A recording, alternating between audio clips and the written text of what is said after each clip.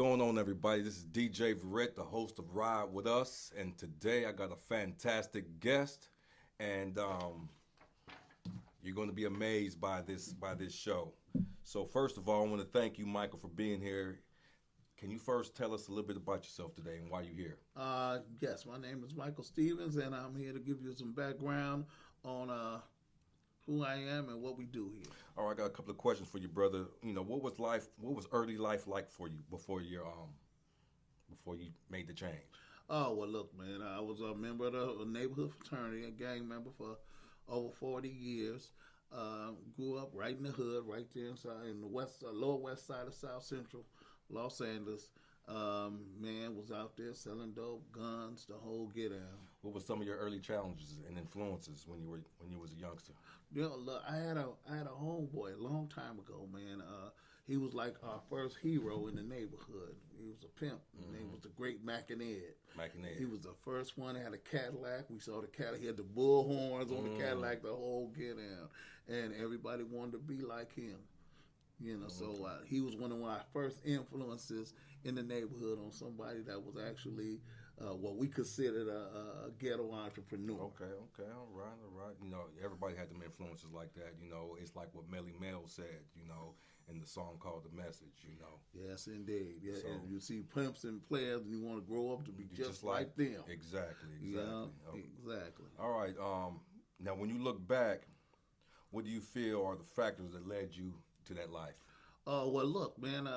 When you look and see the only successful black men in the community are people that don't have a job, it doesn't give you incentive to go get one. So the first thing that you look for is a hustle, and the law doesn't matter then. When you're hustling, and the last thing you think about is the law. Yeah. So what I did when I was a youngster, I looked around to see who all was making money on their own, and I was like, that's who I want to emulate. When I was a youngster, I never even thought about a job or how they got their stuff. I just wanted that stuff. Exactly. You know? And I looked around and I noticed that all the working people were poor in the neighborhood. You know, and I came up in a time in the 70s where they were closing up. It was closing up all of the factories, the rubber plants and warehouses. Yeah, right before the coming of 1980 and Ronald Reagan into the presidency, California went through a shift where they were taking away all the jobs. I remember people used to work at the train stations, unloading at the train stations. They worked in the factories, the rubber plants, Goodyear, and all. That's where all our fathers were employed. Yeah, so those are some of the factors that kind of led myself into the to living in the gated community. Yeah, you know what I'm saying. All right, so now let's. I got another question, a couple of questions for you, man. Y'all gonna like this one right here. It's all about Michael Stevens today. What was the moment you realized you might be in prison for a long time, and how did that impact you mentally? The passing of the California Three Strikes Law in 1994. Everybody thought there was just going to be the passing of a law, just another rudimentary law to where if you did 3 violent felonies, because they sold it to us like that, you would go to prison. I had went into the drug business and now started selling drugs in the 80s. So I got away from the violence and the violent crimes. So, because growing up to want to be just like them. Exactly.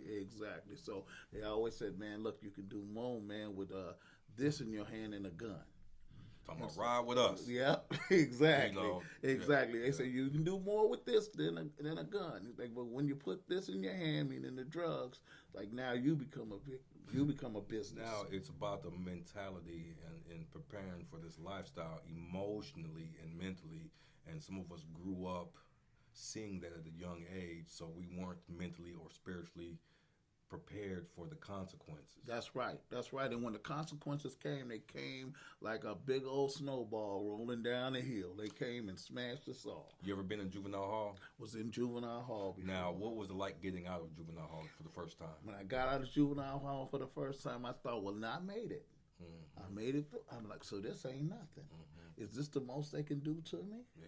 And so now you become callous to the law. You become callous. Yeah, you become callous to everything that's going to happen after this. Because if this is the worst that can happen, hey, Yeah. It's a lot worse things can happen if I don't have any money, if I don't have any principle, if I don't have this gang with me.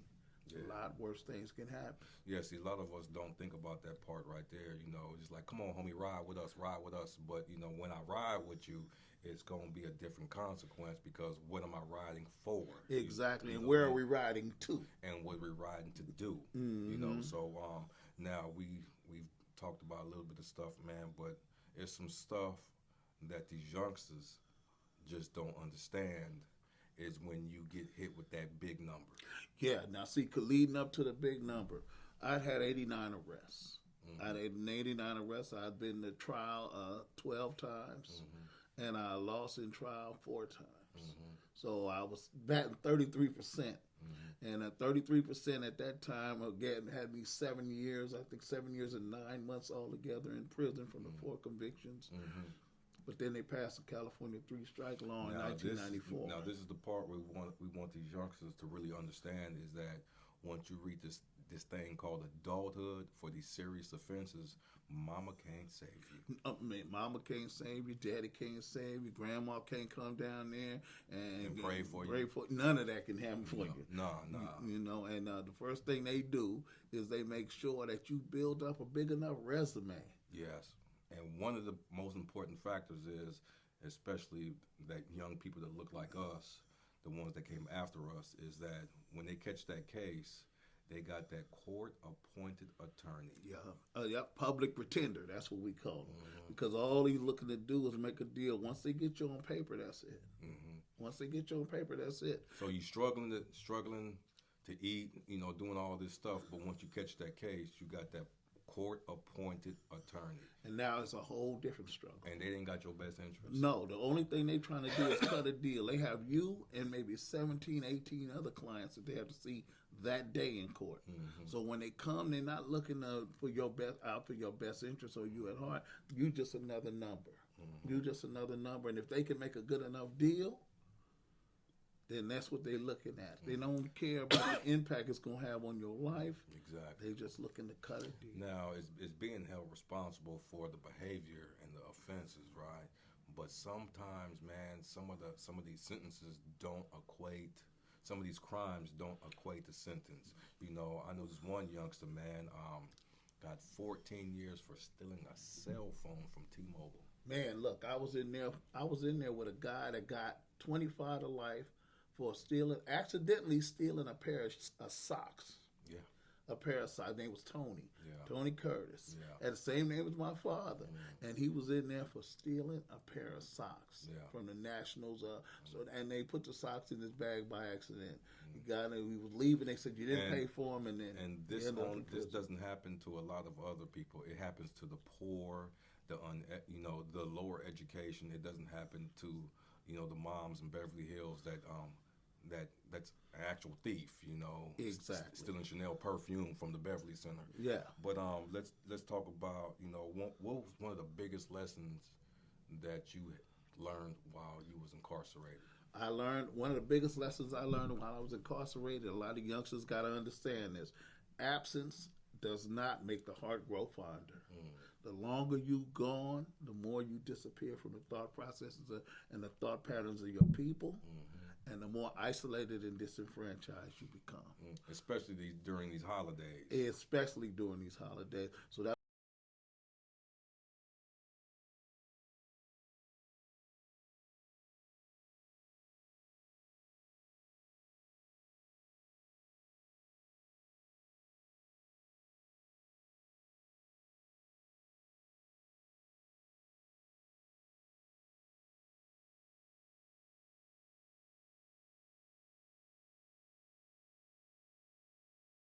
progress. So what was your program looking like during that 25 years?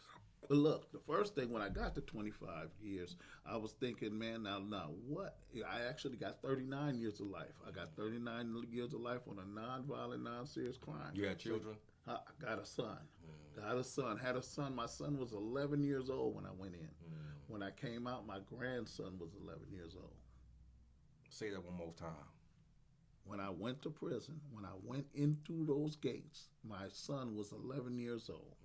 When I came out of those gates, My grandson was 11 years old. Damn.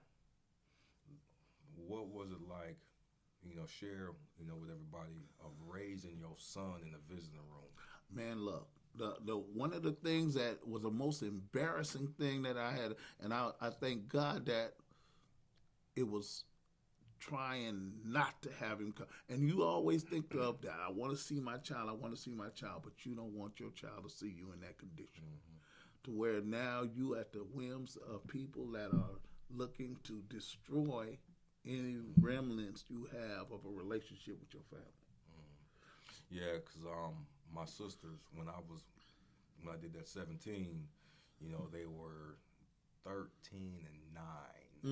And when I got out, they were both married with children. Mom got old. Wow. And eating vending machine food and things like that. But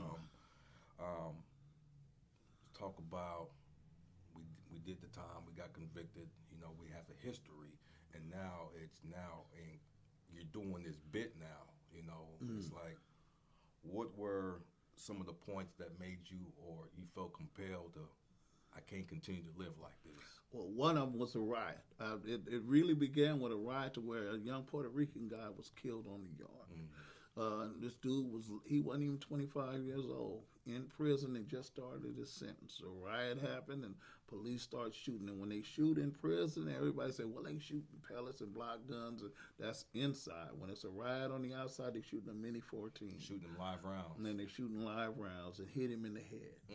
And when we sat out there for a while and watched him bleed out, because when the riot happens, when they get everybody, finally contain everybody, everybody's laying down and they have to recompose. They have to get everything together and see who's alive and who's dead. And watching that man bleed out. Yeah, I remember I was in a place called USP Florence, and I was at the vending machine, right? In the unit, and this white dude, his name was Maynard Campbell. He was an old white dude, and these other white dudes came up on him, man, and not paying no attention. Yeah. To me, they're paying attention to him. Man, they pulled out this bone crusher and stabbed him in his chest and in his neck. Wow. And it's like, fuck. I had to just walk away from that. And they call lockdown. Yeah. So what I'm saying is to these youngsters who may be watching this and the family members who are going to be watching this is that that's a dangerous environment. Yes. Very dangerous environment. Yes. So it's like, okay, when I first got put on, they didn't talk about this kind of stuff. No. See, that's one thing when you join the neighborhood fraternity, they leave out all the fine print. Yeah. When you sign up, for real. They leave out all the fine print. And one of the things is what I learned, I'm pretty sure that you learned too, is like, I'm getting old in this motherfucker. Oh yeah. You feel it. You feel yourself. You watch yourself in the mirror deteriorating in front of your very eyes. Every year it's another wrinkle, it's another gray hair, it's another bald spot. And you see it coming. And that's when you understand that's when you have a true understanding of what time actually does. Let me ask you this question. How many obituaries did you receive in the mail? Because I got a whole bunch. Well, listen here. All together, I got 13 obituaries, and I was one of the fortunate ones. I was one of the fortunate ones because I didn't get the obituary of everybody who died, because I think that would have drove me insane. Yeah, the family. We got a bunch of obituaries with those, but also the homeboys and friends.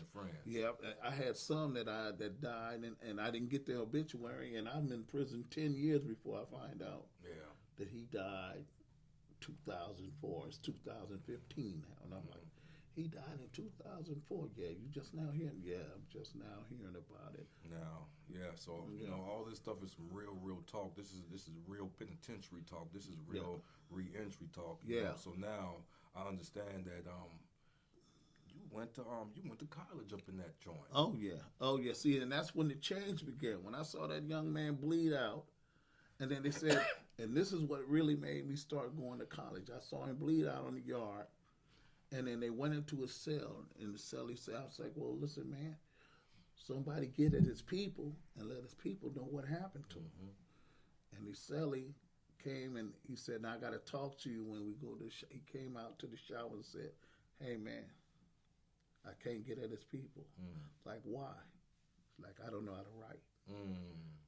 Like, you don't know how to write? What you mean? It's like, I don't know how to write. I don't read or write. And I was like, I need to get some education. Yeah. I need to really change and get some education because, man, this man, the guy he lived with died, and he doesn't have the capacity to tell anybody on the outside because he's illiterate. Yeah. It's like when I first went down, you know, the homie Freeway Rick. What's going on, Rick? You know, everybody heard of him, and we in the cell one day, and mail came. He was like, "Hey, Ghost, read my mail." I'm like, you know, he was illiterate, didn't know it, but he went and got his education though. So now Rick is an author, but that's one of the hard parts about education. But let's continue about your education. Yeah, so I ended up signing. First, when I got there, I was like, okay, first thing I need to do is take my GED. I need to get my high school diploma out the way. So I ended up taking a GED. I had a friend of mine named Kenny Johnson. He said a college program. The inmates have been requesting a college program, but they didn't know how to go about it. So the older convicts, them lifers, the convicts went to the warden's office and was like, hey man, look, we understand there's a college program being given to the CDC officers and they're not participating. Is it possible for us to write that college and see will they educate us? And he laughed at first because he was like, educate y'all? What? How many of y'all can really even handle a college curriculum? But he allowed us to write. When we wrote, they came up to the college. Pat Coester came up from the college. Good looking out, Pat. And she said, listen here, we're willing to educate anybody who's willing to learn. So my boy Kenny Johnson came. At that time, I was working in the kitchen, and I was a table wipe. And he asked me, man, you gonna sign up for the college? I'm like, hey, I don't know if I can handle it. And he was like,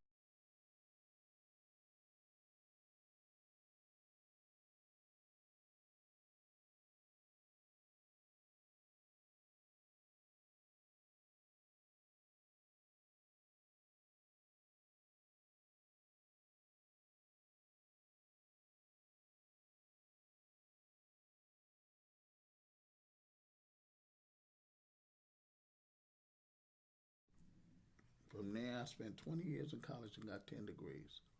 20 years of education. Yeah. So, what was your mindset going to college and getting the degree, the first degree that you got, that you received from your hard work? Okay, the first degree that I got was a degree in business management because they pushed me toward. They was like, man, look, you was a drug dealer out there, but you don't know nothing about business. You need to really learn about business. So I took the classes in order to get an associate's degree. I got associate science in business management, and once I got that degree in my hand, it changed my whole concept. I was like, you know what? I'm the first one of my mother's children to have a degree in their hand. Damn. And I thought, all the things that I learned, how many things I don't know now? Like, what about all the drugs I've been selling? So the next thing I took was alcohol and drug study certification. And I learned about everything that I was doing. Like, man, no wonder the community looked like that. I'm the reason the community looks like this. I got to be able to do something about this. Now, this is about accountability now. Accountability, you know. Yes. Accountability takes different forms. And sometimes hard heads got to go through hard lessons, you know. So, doing accountability, now you're seeing some of your part in the way the community is, you know, not the whole thing, but your part in it. Exactly. And how you can change that. So, what was the healing process looking like? So as soon as because you still so and so from the so and so exactly hood, from the turf. Yeah. The next class that I took, I took a micro and a macroeconomics class, and I start realizing the reason that I was doing things because I didn't understand the economy and how the economy actually worked. So I'm like, okay, I found out that scarcity is the problem. So now The lack of is the reason that you do what you do. I'm like, so look, we have to change that by trying to bring in abundance. So my next degree, from being vertical to being horizontal to being vertical. Yeah. My next degree was in sociology. So I started understanding from that economics class the sociological impacts that you can have if you change your thought processes at an earlier period. And that's why I say a community can only thrive if the people in the community thrive. But if the community struggles, the community struggles as a whole. And that's a social thing. That's one of the crux of social change. I had a class that I took called Personal and Social Adjustments. And one of those things in that class was the reality model. They said, okay, everybody that's in the community, we all have these principles that we put on a belief window. So we're looking out a window and there's principles stuck on the belief window. And a lot of the principles come as statements. So a lot of the principles that I had came as statements from what I saw out my belief window. And one of them was, there's no rules to getting what you want. And I was like, so I did that for years. Ended up with 89 arrests. So I had a faulty principle on my belief window. Say that one more again for them people. I had a faulty belief on my a faulty principle on my belief window because I believed that there was no rules to acquisition. And every time I tried to acquire something, I ended up in prison. One of the laws of the reality model that I learned in sociology was the first law. If the principles that you have on your belief window don't serve your needs over time, then you have a faulty principle on your belief window. And that's temporary. But it also leads to other things. It leads to your actions. It leads to the consequences that come from your actions, because just because the principle's sitting there doesn't mean anything, because there's rules that come with that principle. And that's the part that I say that because I was one of them too when they got me locked up. Yeah, exactly. Because that's one of the principles that you got on your belief window is that only thing can happen to me is if somebody else does it. Yeah, so that was the thing. They got me locked up. Yeah, exactly. They got me locked up. Now I'm hearing a whole bunch of different things, right? So it's like some of the homies got hot ones, right? Yeah. And they say, man, they got me locked up for a life sentences. It's like, well, what happened? So I sit back and think about it now. Like, what do you mean they got you locked up, homie? You smoked somebody. That's part of the lifestyle. You got caught for smoking somebody. Don't understand the rules and the actions. They're not locked up. It's the crime. And I didn't understand that until years later. You understand what I'm saying? And so now let's talk about, after 25 years of incarceration, what was your first day out like? Man, my first day out, when I went to the gates, this is one of the things that actually confirms my thought process that change is good. I didn't have anybody coming to pick me up. So as I went to the gate, they signed it. They said, your ride is waiting in the parking lot. I'm like, okay, my ride is waiting in the parking lot. Ain't nobody know that I'm getting out. I ain't heard from nobody. I walk out into the parking lot, and it's a young man, Carlos Cervantes, that was in college with me. And he said he's working for an organization called the Anti-Recidivism Coalition. And he said, look, man, we all saw your name pop up on there, and everybody said, oh, I'm going to get him. That's somebody he did time with. Somebody who made the change, got out, got employed, and went to go pick him up. And came and picked me up from prison. And on the way back, and I was like, I thought the whole thing that I was going to come out here and be alone. Because I still had some inkling that life was the same as I left. I didn't make that transition in thought process yet. Because I just only been out a couple of hours. He started calling everybody that was in our college, like an alumni, and everybody was coming. Listen, man, you need to get a job in social work. I know you got all of those degrees. You got 2 bachelors. Go sign up for the college. Get you another degree if you can. And then everybody's giving me suggestions, and I'm like, it's a whole coalition of us out here Yes, now. it is. You got a lot of support. So, one of my barriers was employment. Yeah. They got cell phones now, technology. What were some of your biggest barriers when you touched these 10 toes down? Man, technology. The first thing that look, when I looked at it, it was like I was like, man, what is this? Is this a remote control to a spaceship? You know what I'm saying? I couldn't even figure out how to turn it on. I'm like, wow, this is way different from the Motorola flip phones and the beepers and the bricks and the beepers we was running around. Ain't nobody got jerry curls no Nobody more. got jerry curls. Ain't no beepers in sight. None of that, man. I'm like, so the technology, learning how to operate the phone and understanding that now this tool is a prevalent part of life now since you've been gone for the last quarter of a century. It's taking the place of every directory that you usually go through. Ain't no more yellow pages. No, ain't no more yellow pages. The phone books is gone. Phone books. People don't even use phone booths no more. No phone booths.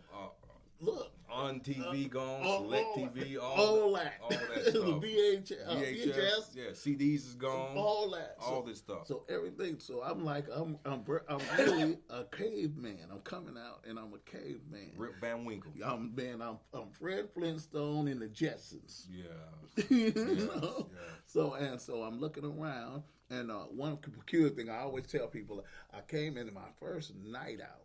It was the first time I had been out with the sun down, over a quarter of a century. Wow, yeah. So I hadn't seen the moon in its fullness in over 25 years. Without that barbed wire gun towers. Exactly. I didn't. So no more watching the sunset behind the gun towers. Exactly. And so when I looked out, I kind of froze and was like, I'm actually out here. And so I'm walking down the street. I'm like, let me take a walk down the street. This is a store down the street. I go down the street and I pass by a bank. And the teller, when you go by the bank, it lights up. And it was one of those banks with the teller who, and somebody said, may I help you? And I took off running. Yeah, it's like when I got out, it's going to the supermarket. It's like I don't need a list. I don't need a mesh bag no more. Yeah, I can just sign nothing and just take to the homies. Hey, I want that. I can walk through each aisle. Wow, ain't that something? That's something. So now about the housing, how did you seek employment? Okay. So this is how I seek employment. The first thing I went to was a class by a guy named Derek Hill, run a thing called Dad's Back Academy, to where it's a class that teaches you reconciliation with family, especially your children, after people have been gone for long sentences. So I'm doing that class, and one of the instructors of the class saw that. They was like, well, we're going to need to put together a resume, and looked at my resume and saw all the degrees I had. And then they interviewed me and said, hey, look, you can actually be of help in the social services dealing with the youth. And her name was Sammy Martinez, and she said, I know where we can go get you a job at because people need to hear from you. Yes. And so she sent me this place called Justice for Youth in Pomona, and they dealt with wayward youngsters, mostly transitional age youth. Well, you good at that, because you live the life that they're currently living, but the question I have is, how do you stay grounded and focused as a productive member of society today? How do you do that? Well, look, like I said, it still takes a village. It takes a village. So what I do is I join organizations like the Southern California Ceasefire Committee, who actually deal. Shout out to you to the committee who actually deal with the day-to-day humdrum, the day-to-day truces and gang reductions and violence reductions and gun reduction and gun use reduction. Yeah. They use their experiences in the streets and our alumni, being alumni of the community organizations in order to facilitate change. So this is part of your healing process because I think it motivates you to keep moving forward even through a tough day. Yes, it does. Yes, it does. Now, after I left Justice for Youth, I was hired by another progressive and very strong organization called the Urban Community Action Network. You know, I met the CEO, DJ Verrett, at a ceasefire meeting. And when he found out that I was available, he got in contact with Taco Ben Owens, who's who's one of the CEOs of Ceasefire, and he's also the CEO of Detours and work with youngsters. And he said I was available, and DJ immediately said, "Mike from Ceasefire." And that's when I called his homeboy and said, "Is he solid?" And his homeboy that I did time with, like, yeah, he's solid. And he's been an asset to Urban Community Action Network, and he's case manager supervisor, and he had a perm when he first started working, and now that's how much work we doing. That's what we doing. So so it's been a long journey, and these occupations and employment come from people who actually have lived experience. See, one thing about coming out here, and when we used to parole, we had nobody in positions that were of lived experience, so we went misunderstood for a long time as we came out. And even if you wanted to make a transition, there was nobody there. Yeah, exactly. So in closing, Mike, you know, what's next for you? Well, the next move is to continue and to build on those that came before us. Urban Community Action Network came before us. So my move is to move farther into the social change mechanisms that help people like us come out, especially the young dudes. If we can deter them, we're going to deter them. I've started an LLC now. It's for profit, but I plan on making it a nonprofit called Beat the Bias. Okay. And so we're going to try to beat the biases that have been strapped to us by change through education, change through employment, change through an understanding of the social aspects that keep us in a position of poverty. You heard it there. So check this out. We want to thank you guys for riding with us during this podcast. I got Michael Stevens right here. His information will be in the description. Please follow us. Please like us, and please add a comment to our YouTube podcast, Ride With Us, Los Angeles, California. My name is DJ Verrett. Peace and love. Thank y'all for riding with us. Hey, peace. Thank you for having me, man. That's right.